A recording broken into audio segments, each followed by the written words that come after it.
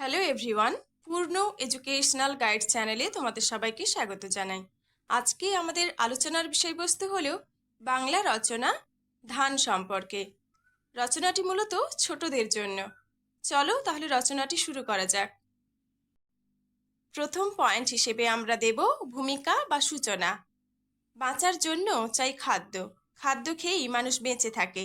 ধান আমাদের দেশের প্রধান খাদ্যশস্য। বাঙালির প্রধান খাদ্য ভাত।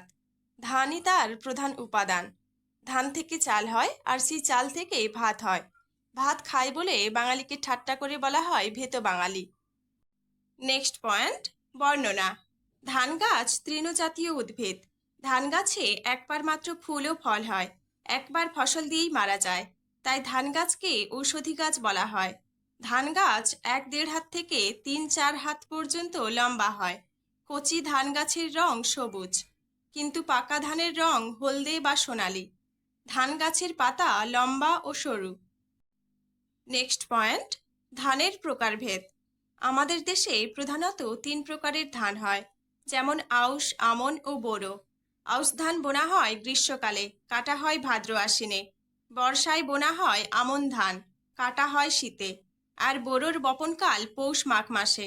ধান তোলা হয় গ্রীষ্মে।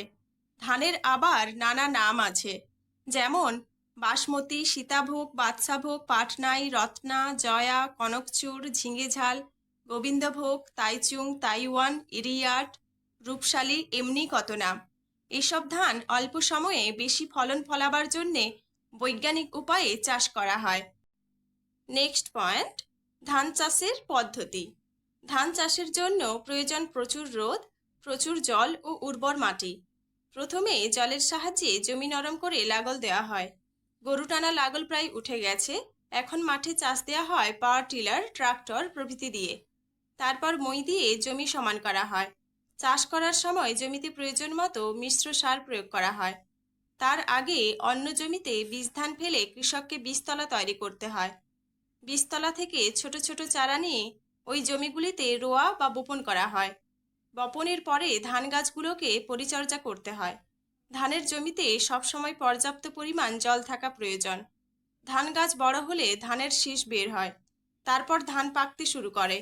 গাছ শুকিয়ে গেলে সেগুলো কেটে তুলে আনতে হয়। সেই গাছগুলো ঝাড়িয়ে ধান পাওয়া যায়।